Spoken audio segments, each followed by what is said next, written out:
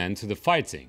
On the one hand, the Muslim minority and the ex-Seleka rebels are accusing France of backing the Christian majority. On the other hand, Christian leaders are pointing fingers at neighboring Chad for allegedly supporting its Muslim brethren. To discuss this worrying situation, we have 4 guests on the set with me. Roland Marchal, who's the head of research at Sciences Po Paris and who knows Central African Republic quite well. Also on the set, Lydie Boka, who is head of Strategic Co, a consulting firm specializing in Africa, with me on the set as well. Asher Ibn Umar, who's a former foreign minister of Chad. And finally, Marie-Reine Hassen, who's a former deputy minister of foreign affairs of the Central African Republic, and, if I'm correct, a candidate for the next presidential election, whenever they may be. So let's take a look at what happened recently in the Central African Republic, especially in the capital, Bangui. On Sunday, the tension between the French troops and the ex-Seleka rebels boiled over. They call the French president criminal and demand that French troops leave their country. Hundreds of Muslim demonstrators in Bangui said the French are partial. According to them, the soldiers mainly disarm former Muslim Seleka rebels, putting the Muslims at risk. The Sangari operation has turned into bloodshed. Why? Because while they're disarming ex-Seleka members, they're taking the population along with them, together to the Christian anti-Balaka militants, allowing these gunmen to attack and steal from the Muslim community. 1,600 French soldiers have been operating in the Central African Republic since December 5th. Their goal, disarming militias to end months of sectarian violence. But after a reported deadly incident in which 3 former Seleka members are said to have been killed, many Muslims turned hostile. Seleka supporters accuse the French of favoring the Christians. France says its soldiers are impartial, disarming all groups, including Christian anti-Balaka militiamen. According to Central Command, the French only opened fire on gunmen who had pointed their weapons towards them. I should add that this Monday, Chadian soldiers opened fire, this time on Christian protesters, killing 1 and injuring several. Some of the so-called anti-Balaka, the representatives of the Christian majority, are calling for the immediate departure of the Chadian troops on the ground. There are around 800 Chadian soldiers. So you can see the situation. It's very tense in Bangui, the capital of the Central African Republic.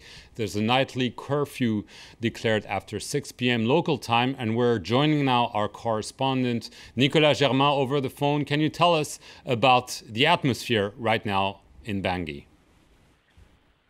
Well, it's still extremely volatile. As you said, yet another person was killed this morning. This time it was a demonstration of Christians in front of the airport. They were calling on the Chadians to go home. The Chadian forces arrived. They fired warning shots, but what is clear is that at the end of this incident, 1 person was killed, 1 of the Christian demonstrators.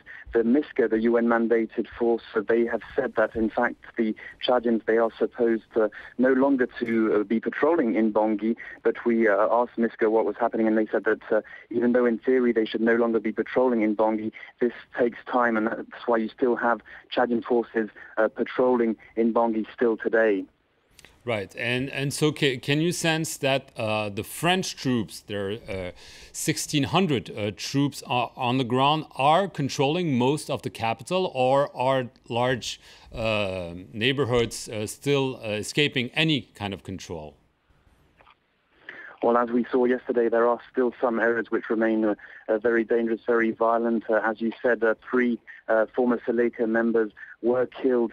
They are accusing actually the French soldiers, the French army, which isn't talking about a precise number of dead, but which does admit, the French army, that there was an incident and that they had to fire on people that they deemed dangerous. So of course, we can't say over the recent days that the French army is controlling the situation. What's very clear now is that you have among the Muslim population, a lot of them who are saying saying France go home, and among the Christian population you have a lot of them saying Chad go home. So you have this double parallel problem right now. Before it was Christians against Muslims, and now you have on top of this added problem of these two international forces, one France, one Chad, who for different reasons are not wanted by large groups of the population.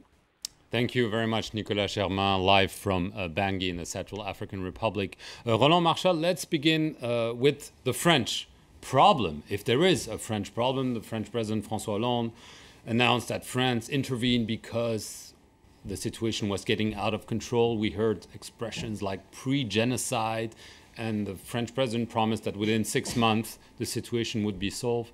It doesn't look like it. Yeah, I think that the concept of operation is wrong. The French assumed that it was an operation very simple, restoring law and order and allowing the conditions to prepare elections. What the French didn't take into account was the fact that the popular uprising against Seleka was implying violence against the Muslim community at large, and the fact that actually the bandits were not only bandits, they were as well protecting their own community. And therefore, what you could do is, while trying to disarm people, which in absolute is right, you could actually exacerbate a conflict, not diminish it. The wrong aspect is as well that the political dimension is completely out of the picture. We don't hear anybody talking to the population, trying to reassure all sides that they have rights, and their rights will be protected right now and in the future, and that this would be as well a social settlement, not only a question of law and order. So what we need is someone to speak on behalf of the international community. The United Nations is silent to a point that is actually extremely depressing. The French have just a military mandate. The African Union is just coming in, and of course have many problems to address, including the situation of the Chadian contingent. So we are stuck. The Central African politicians are just voiceless. At a time they should be engaging the population in all neighborhoods, explaining what the operation means for lay people. And what we see is the French are alone. So if this is the situation right now, I think the Élysée has to envision reinforcement. At a time, the public opinion in France is absolutely not supportive. But if there is no a strong message that the intervention is successful, we may not only have an increase of violence in Bangui, but even more disturbing events taking place outside in the countryside. Marianne Hassan, can you react to this? Do you think the situation is getting out of control? Yes, the situation is really out of control. It has been out of control for some time already. And what Roland Marchal is saying is right. Now, what we need is to calm this, everybody down. We need voices, or maybe one voice, to tell the people to calm down. What Muslim and Christian are not listening is, voices of those political people. Opposition is just keeping quiet. And that's the time for them to stand up and go see the people and say what's going on, why the French people are here. Because what's happening is, this is manipulation. What's happening in CAR. It's complete manipulation. Who is manipulating? You know that the people who came and took power are the majority is Muslim, coming from neighboring countries. And in these countries, they are applying Sharia, And in Central Africa, the majority of the people are Christian. And so now the manipulation is about Christian and Muslim. These two communities have been living together in harmony for decades, and now they have been put together, fighting together. So this is a manipulation in order to reverse the situation and make the international community and even the population see the Seleka as victims, because now they are victims. What they are saying is, we need help. We need to be protected. You see, France is just, protecting the Christians, which is not true, because they are disarming everybody.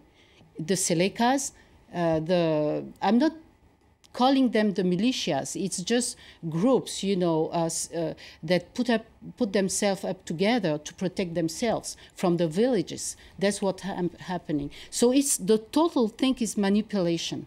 Okay. Do you agree with that assessment, or do you think the French went in, thought, okay, just the very fact that we're coming in, announcing it, would send everybody home, basically? That's not happening. Yes, there was a bit of misjudging the situation, the seriousness of the situation. But with all due respect, I think that France had no choice but to go there, because things were taking too long at the UN. These processes take a long time, and somebody had to go there. And who was it? The ex-colonial power, which happens to have troops in Africa. So I think it went genuinely with a moral duty and mandate, and the situation got out of hands. But I think, honestly, that it's a normal process, what we're witnessing now, that things are going to calm down. The complication was the religious aspect, as Mrs. Hassan said. Harmony prevailed for decades between the two communities, although the Muslims felt that they were left out of public affairs. They were rather in the economy. So somebody is clearly manipulating that. I think the anti-Balaka militias might be backed by the ex-FACA, Mr. Bozizes. Yes, we have to explain. You're saying that they might be backed by the former president who was ousted by the Seleka rebels in March. Definitely. And that he's trying to regain influence and maybe power. And I'll probably do the same if I were a dictator, which I'm not, fortunately. And I think the role of Chad is also unclear. It's a party, and it's also a judge in this situation. As part of FOMAC and then as part of MISCA, it's playing on both sides, so it needs to be clarified. Right. We have obviously a former foreign minister of Chad. We'll talk more in depth about the role of Chad in the second part of the debate. I want to ask you, first of all, about your assessment of the French intervention. France has a long story of military interventions in Africa, especially in the Central African Republic. Did the French maybe think it was going to be easy? Maybe they thought after Mali, the French president felt that whenever he sends his troops, things fall into line. Okay, thank you for your invitation. I think Mali is the key to understand the situation, because you remember when the French troops intervened in Mali, people are lining the streets and applauding. So they thought that the same situation will repeat itself in Bangui. And what is very disturbing in the violent attack against Bangui by anti-Balaka or other groups, when the United Nations were voting on the resolution and when the France has decided to send the troops there. So the timing is very disturbing here. We discussed this issue on last week, I think, with your colleague at the same place. And on December 5th, to be precise, there was a major attack. Why this eruption of violence at the time when the international community has decided to intervene to help the people? At the same time, everybody has become crazy, if I may say. But one important or two important points I would like to make. First of all, I'm not very comfortable about this Muslim-Christian things, Hutu, Tutsi, Arab, Negro-African in Mauritania and Sudan. I think that it is, there is some kind of truth in this thing, but always speaking of the situation in Africa in terms of communal strife or identity problem, I think it is not very accurate, and it may add fuel to a fire, if I may say. I think that the people are calling themselves Seleka. They don't call themselves Muslim. The others are calling themselves anti-Balaka. They don't. But we insist on calling them, no, you are not Seleka, you are Muslim. You are not anti-Balaka, you are Christian. That's why I'm saying it's manipulation. Yeah, right. And the media has responsibility here, I think. Last thing, if I may say, I'm not that pessimistic about the whole situation. I think that the situation in people have been talking about a Rwanda syndrome or pre-genocidal situation, as you mentioned. I think that the situation there is some frustration that have been building up for years or decades against the army or the opposition, against the Chadian military presence, which dated back to the Patassi area. Don't remember that Patassi have been driven out of power by Chadian forces. So I think that some kind of frustration. We are witnessing this frustration, exploding. But I think that if the international community, the neighboring country, and the local political leadership of Roland Marshall and Maria Sen have said are up to their responsibility, I think we can have the situation getting back to some kind of calm. Roland Marshall, just before we go to the break, there is a big problem maybe that the French did not fully understand or take into account is the political vacuum. Right now there's a political transitional president, a prime minister, no one really governs, and there's no political solution in sight. So they're calling for elections. I believe they were expecting the government to take over, while the government actually seems unwilling or unable to do so. The president itself is not accepted by a majority of the population because he's Muslim, and he took over by a coup. And therefore we have a vacuum, a political vacuum. And again, as such, it wouldn't be a problem if a representation of the international community was acting politically. The problem is today that except General Mokoko, the new leader of MISCA, except him, the African force, except him, no one has really been, making clear what would be the international stance on the anti-Balaka, what may be the future of the Seleka fighters, and so on and so forth. So therefore, what is needed is maybe to have a much colder assessment of the political situation, and maybe give political signals of reconciliation. What personally I have problem to understand, we just celebrated Mandela, what he did in South Africa, the wonderful achievement he was able to get in South Africa. He didn't do just by putting white and black people together. He just proved to people that everyone has rights and responsibilities, and he was the guarantor of those rights and responsibilities. Today, neither the international community nor the Central African political elite is able to play that role, and this is why the international intervention is going to fail if there is no change, a radical change in the next few days. Okay, we'll have to take a short break. I promise you'll all be able to speak about this unfolding